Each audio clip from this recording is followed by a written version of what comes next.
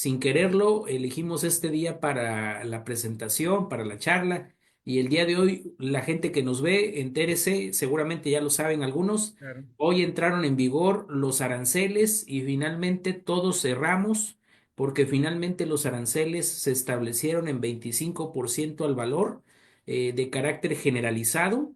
Pero vamos a hablar un poquito más porque de entrada hay algo que no nos cuadra. El próximo 12 de marzo, si no mal recuerdo, se van a establecer también aranceles al acero y al aluminio.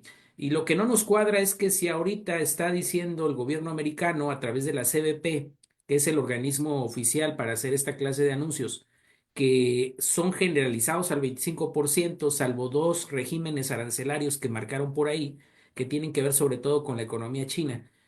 No queda claro qué van a hacer el 12 de marzo, o sea, qué gravámenes, en este caso aranceles o gravámenes adicionales, se van a establecer, así que debemos estar pendientes. Y como pues yo sé que tu audiencia no son necesariamente economistas, les voy a explicar un poquito los términos, porque a veces nosotros los economistas pues asumimos que ya todo el mundo conoce de lo que estamos hablando.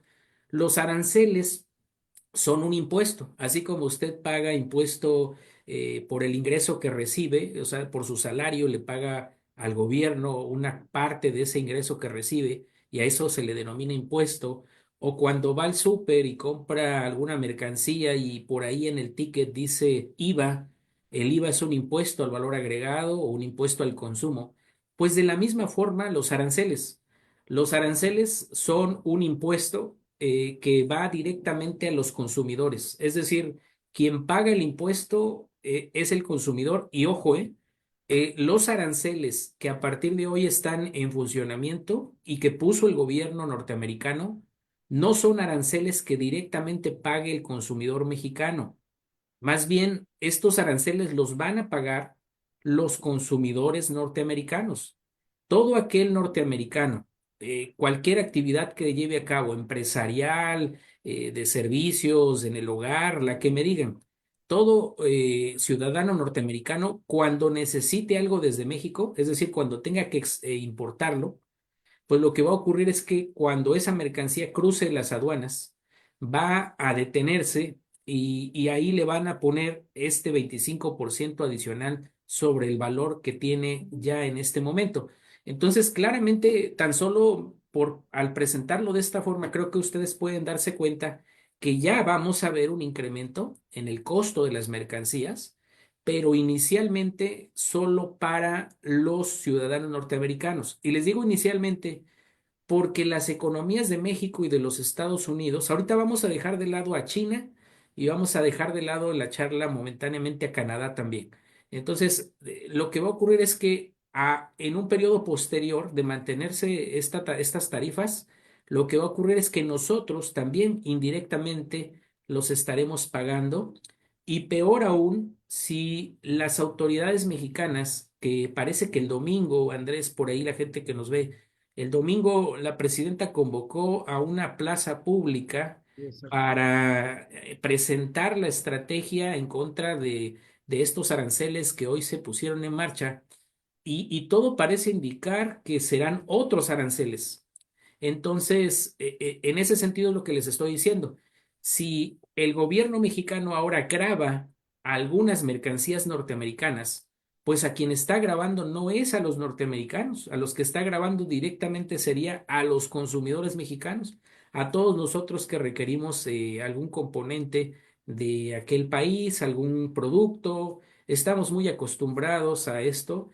Constantemente estamos pidiendo mercancías desde el exterior, particularmente desde los Estados Unidos de América. Yo que vivo en la frontera en Ciudad Juárez, pues aquí cruzamos todos los días, hacemos compras. Entonces esto va a ser cada vez más difícil porque se nos va a encarecer, se va a encarecer tanto del lado mexicano como se estaría encareciendo del lado norteamericano, sería doblemente, y a esto es a lo que le llamamos la guerra comercial y que es totalmente negativa, es decir, esperamos que finalmente esto no se dé y que más bien la presidenta llame a la calma, a que tengamos reserva de que esperemos.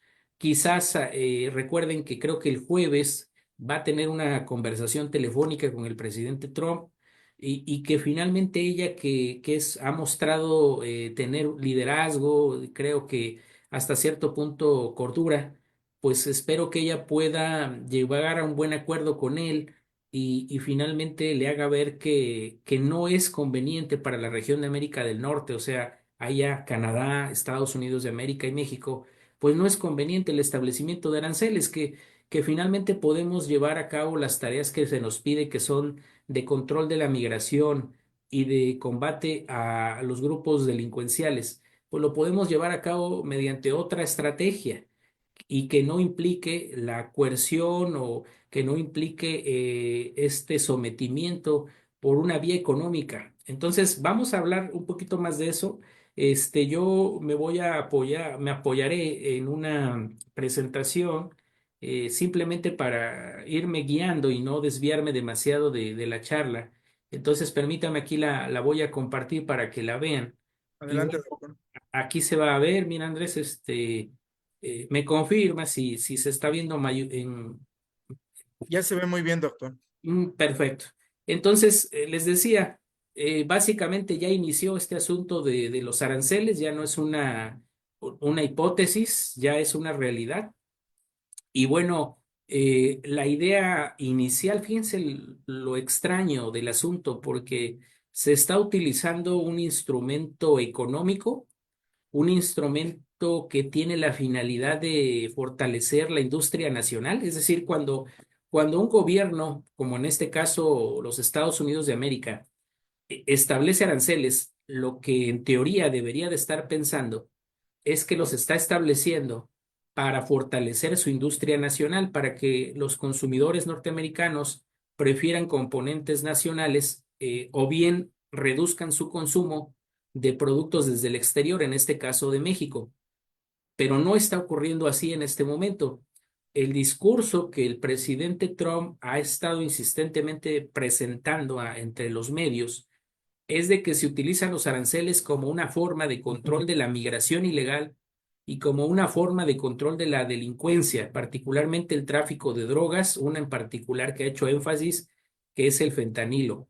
Entonces, es totalmente disparatado, es decir, al menos por lo que se nos enseña en economía, los aranceles tendrían otra finalidad que no es la que se está utilizando ahora. Incluso el día de hoy, el secretario de Comercio de los Estados Unidos de América acepta esto, acepta que no es buena idea utilizar la política comercial y los aranceles para controlar estas problemáticas, pero da la impresión de que aunque lo acepta, no puede ser de otra manera porque el presidente, es decir, esta persona que finalmente tiene el liderazgo de aquel país, está convencida de que esa es la manera de atacar estas dos problemáticas. Entonces estamos en una situación donde las creencias están por encima de la razón, donde las creencias están por encima de los hechos, donde las creencias están por encima de la ciencia.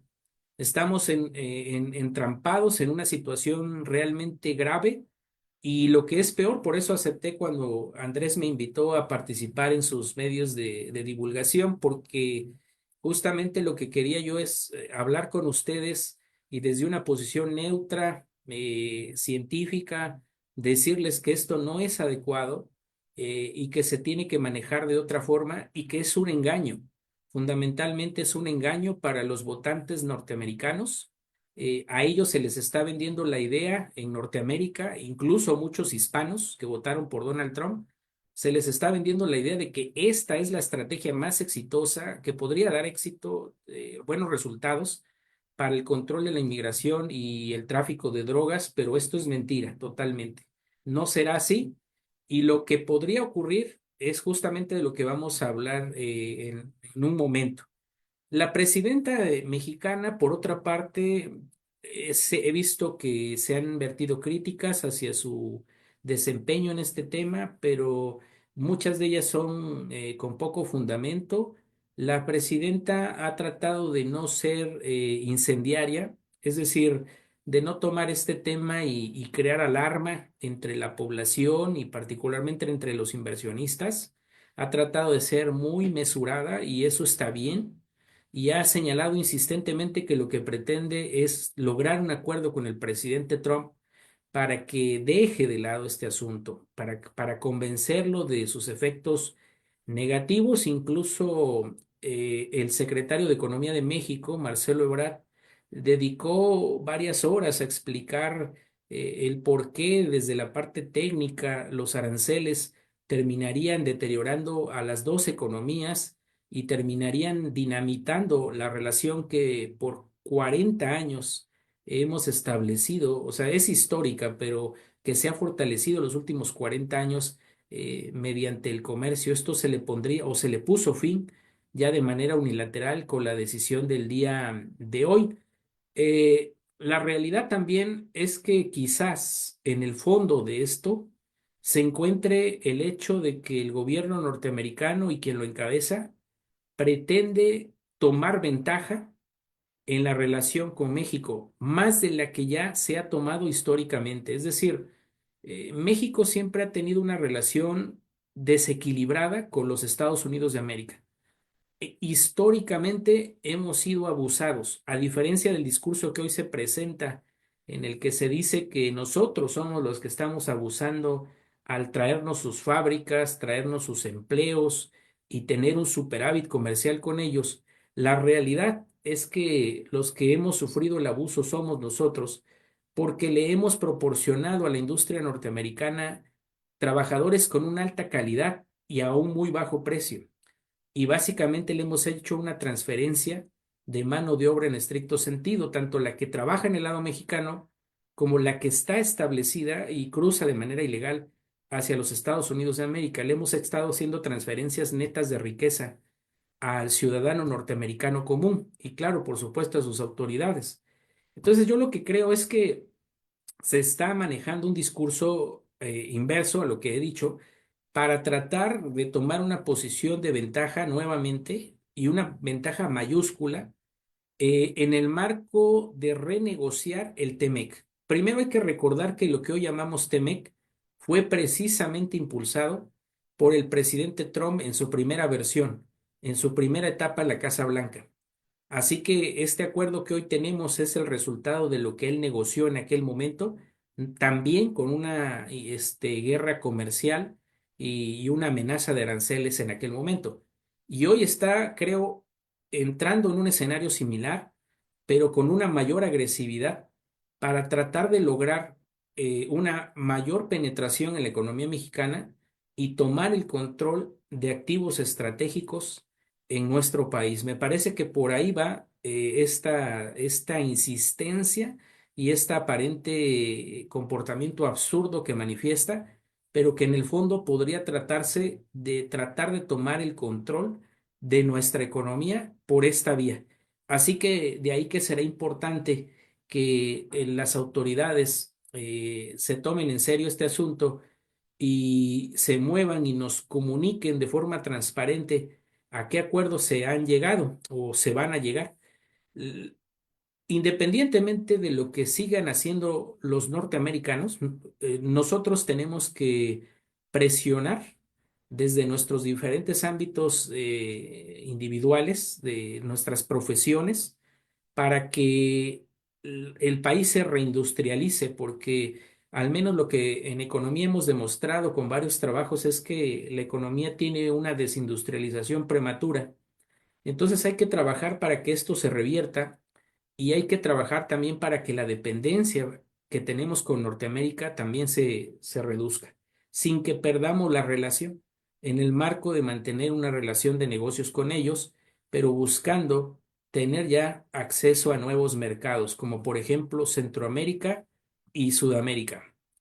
Y bueno, los efectos en particular, ya estamos en el mundo de las tarifas, ya estamos en el mundo de la imposición de impuestos a nuestro consumo, sobre todo de lo que pedimos desde el exterior, tanto en el lado mexicano como en el lado norteamericano. Entonces, lo que va a ocurrir dependerá, los efectos negativos dependerán del tiempo que esté en esta política comercial en función.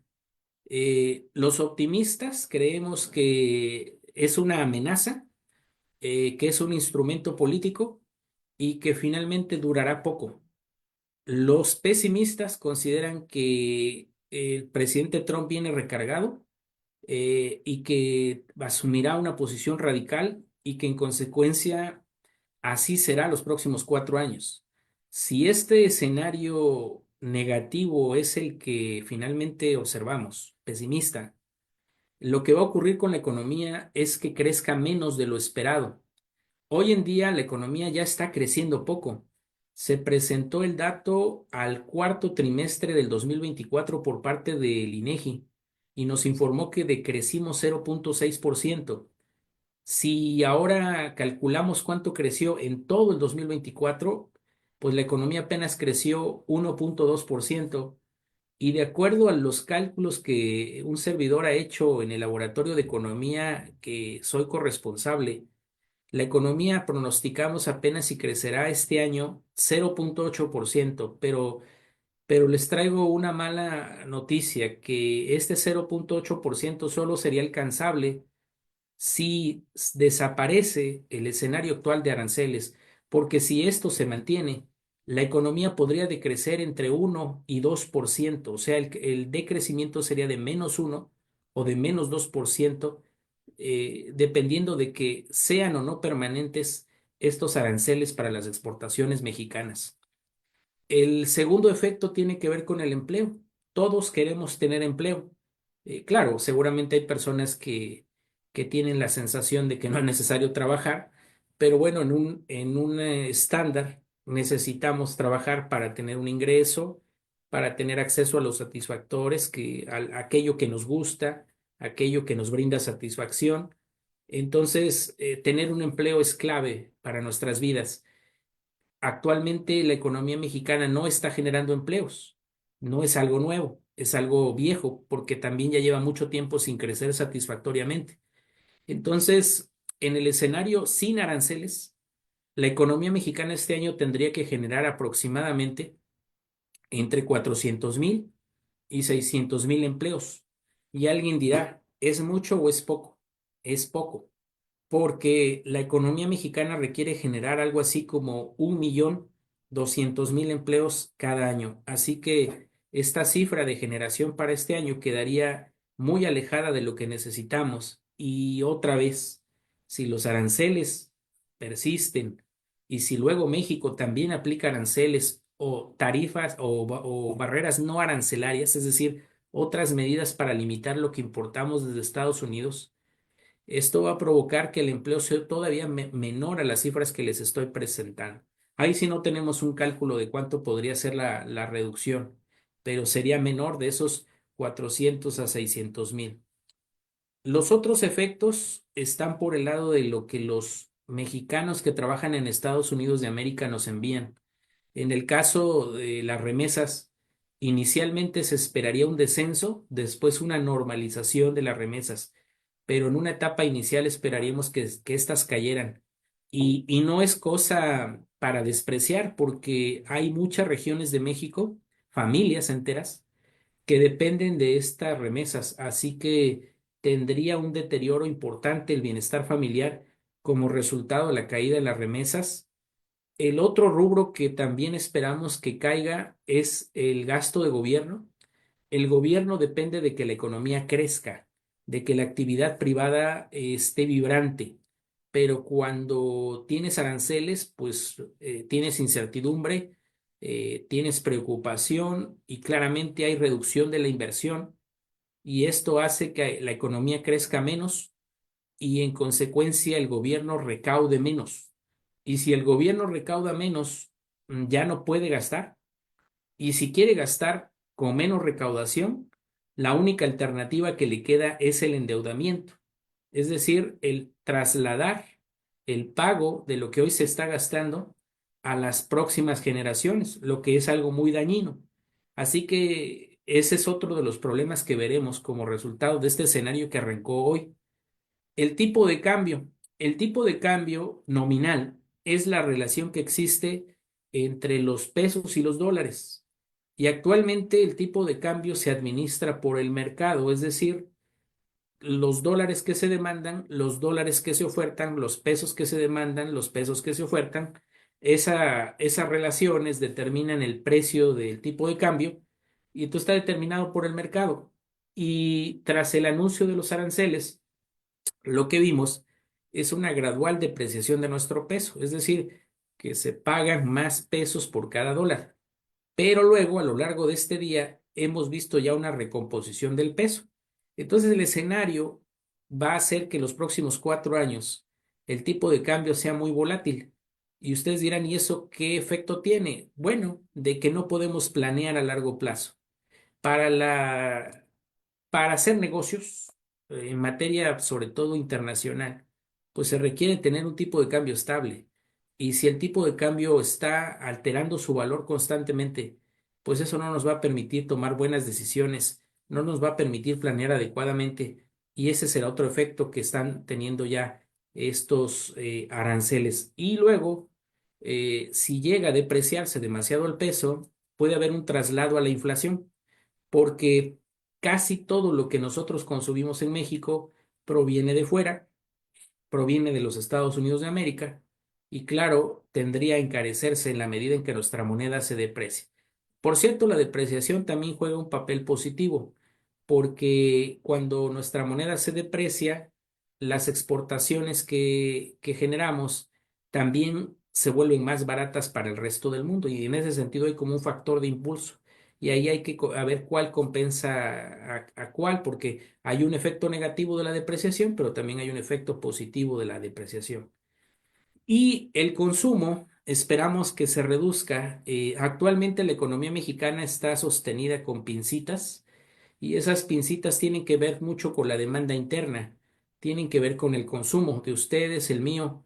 Estos gastos que hacemos constantemente, pues hacen que la producción crezca, pero en un escenario de aranceles te quedas sin empleo, te quedas sin ingreso y te cae el consumo. Y se genera una espiral negativa para el total de la economía. Y el más evidente, el efecto más evidente del impuesto por cómo lo definí, pues es la inflación, porque tú consumías un producto que te costaba 100 pesos, pero ahora va a costar 125, producto del arancel. Entonces, hay una inflación que se va a incrementar. Actualmente, el último dato publicado nos dice que la inflación fue de 3,74%. No es una inflación grave. El Banco de México busca que la inflación esté entre el 2 y el 4%. O sea que ahorita la inflación está en los rangos que considera adecuados el Banco de México y no es un problema. Pero con los aranceles que hoy arrancaron, vamos a seguramente a encontrar niveles inflacionarios más elevados para las siguientes semanas. Les insisto, todo dependerá de la temporalidad de esta medida que esperemos que sea muy, muy corta. Em, Ahora, no hay que estar solamente lamentándose, hay que proponer. Y por ello estaré atento y todos debemos de estar atentos a lo que nos diga el gobierno federal que pretende hacer y las respuestas que dará. Pero desde mi experiencia, lo primero es que recomiendo que tengamos calma y no alarmemos. No hay que ser incendiarios, no hay que estar asustando a los demás. Hay que tomarlo con calma.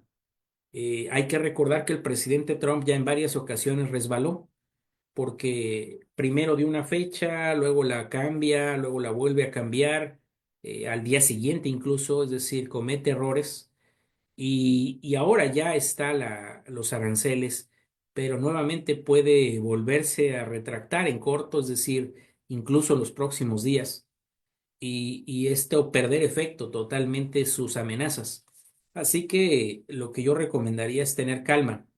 Y lo que sí se tiene que hacer de manera urgente es diversificar nuestro comercio. Ustedes recordarán que cuando surgió esto de los aranceles, normalmente, inmediatamente, el Ecuador comenzó a generar algunos ataques contra la economía mexicana y luego el gobierno mexicano los minimizó, pero porque suponiendo que la relación con Ecuador comercial no es fuerte, pero yo no lo haría. Yo creo que la relación con América Latina se tiene que cuidar y tenemos que hermanarnos con todos los países económicos de América Latina, porque la oportunidad de romper con la dependencia americana se encuentra justamente en ellos. Entonces tenemos que incrementar nuestro comercio con Sudamérica, con Centroamérica y evidentemente con Europa y claramente también con Asia. Y justo ahí está una de las razones por las cuales el presidente Trump está tratando de influir sobre nosotros porque tiene quiere pegarle a la economía china por la vía del bloqueo desde el lado mexicano. Es decir, la intención es tratar de evitar que los chinos sigan haciendo negocios en México para que no puedan hacer negocios con los Estados Unidos de América en territorio norteamericano. Entonces, es una jugada que seguramente se está planteando. Y nosotros tenemos que ir por el fortalecimiento con la relación con Asia, como Japón, Corea del Sur, evidentemente China. Y la tarea más urgente que tenemos es reindustrializar el país.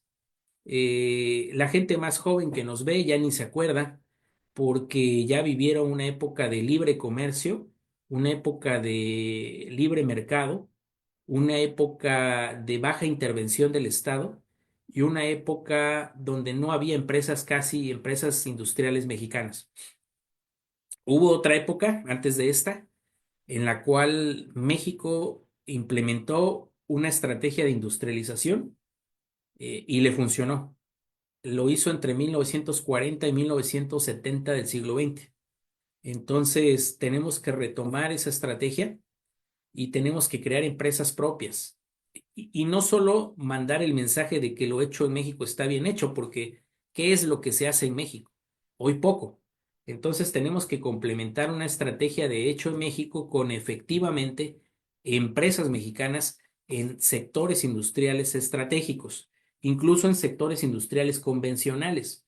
Entonces, el gobierno en este sentido no me da esperanza porque el día 13 de enero presentó un plan que se llama Plan México y que busca desarrollar la economía nacional y que tiene diferentes metas, tiene diferentes situaciones que persigue, pero una de ellas es precisamente elevar el contenido nacional y regional, aplicar un modelo de sustitución de importaciones como en el pasado, pero reconociendo la modernidad de las economías entrelazadas actuales. Se pretende fortalecer la ciencia, la educación, mejorar las condiciones del empleo, mantener una visión de largo plazo de país, también lo que les decía de promover una estrategia de lo hecho en México, polos de desarrollo, sectores estratégicos. Entonces el gobierno ya hizo la tarea y ya está proponiendo antes de lo que hoy ocurrió, lo que yo les estoy diciendo, que necesitamos reindustrializarnos eh, tan pronto sea posible. No es fácil porque tenemos rezagos en todas las áreas, en todas las regiones del país. Tampoco tenemos todos los recursos a nuestra disposición para reindustrializarnos, pero hay que tener la intención y hay que comenzar a generar las empresas mexicanas que puedan surtir nuestras demandas para que de esa manera poco a poco eliminemos la dependencia.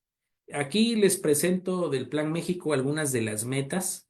En particular, la que a mí me interesa es la meta de elevar la proporción de inversión con respecto al Producto Interno Bruto. Es fundamental esto. Es fundamental también mejorar la cadena de proveeduría y que haya más consumo nacional, que haya más productos hechos en México en sectores estratégicos. También, evidentemente, será fundamental actuar en materia industrial y ya se lanzaron algunos decretos. Hay un decreto de polos de bienestar, hay un decreto de relocalización, o sea, para dar incentivos para relocalizarte.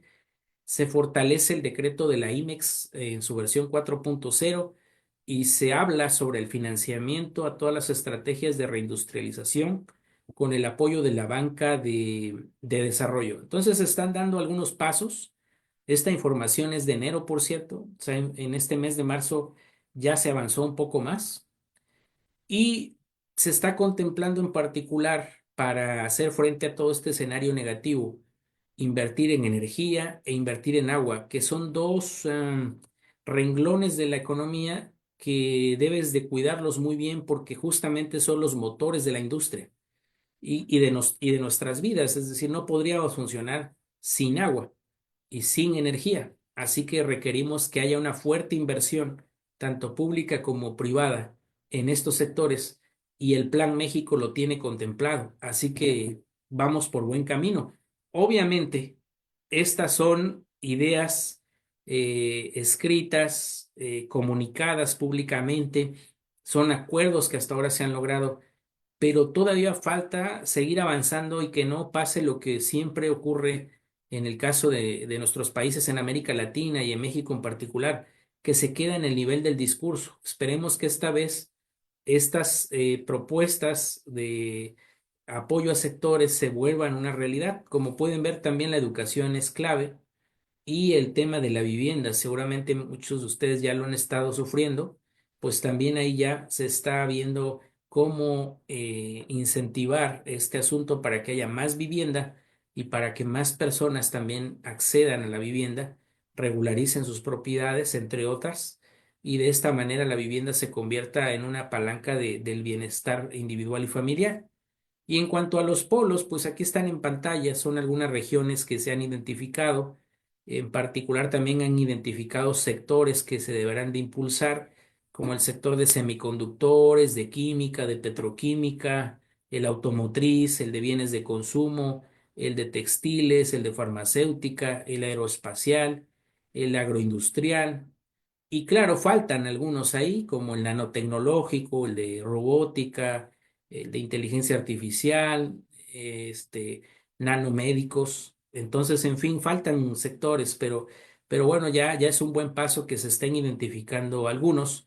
Así que existen elementos para salir adelante de esta situación. Y en conclusión, para que podamos intercambiar con los que están por aquí en la transmisión. Creo que hay que, primero, dar seguimiento a estas iniciativas del Plan México. Segundo, debemos de crear capacidades propias. Debemos de ser lo menos dependientes posibles. Tercero, debemos de mejorar nuestras capacidades institucionales. Esto significa que tengamos organismos de gobierno que funcionan mejor, sector privado que también está operando eficientemente, que tenemos una reducción importante en el mal manejo de los recursos públicos, que se reduce la corrupción en el ámbito privado. Eso es mejora de las capacidades institucionales, del marco legal, por supuesto. Inclusión de sectores a esta iniciativa del Plan México, como podría ser la economía circular, el turismo, las industrias creativas, la nanotecnología, biotecnología. También hay que leer mucho sobre el pasado, lo que hicimos antes y lo que falló, para que no cometamos los mismos errores. Y les insisto, la única forma de hacer frente a este escenario de aranceles que está ya en la mesa es con un desarrollo industrial, con estabilidad y promoción de la competitividad económica. Esa es la única vía que tenemos. Es decir, pensar esto como una oportunidad y no como un problema. La primera industrialización que les mencioné se consiguió gracias a que nos enfrentamos a un escenario de conflicto. El mundo entró en una guerra, en la Segunda Guerra Mundial, y esa Segunda Guerra nos permitió a nosotros industrializarnos.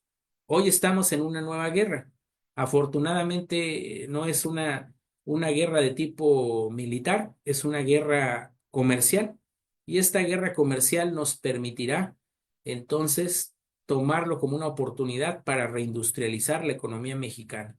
Pues esto es, Andrés, de mi parte lo que les preparé para esta sesión. Espero que pues haya sido de ayuda para tomar algunas notas, algunas ideas. Por supuesto que hay que profundizar, hay que intercambiar puntos de vista. Y bueno, estoy a la orden. En caso de que hubiera algún comentario, con todo gusto respondemos.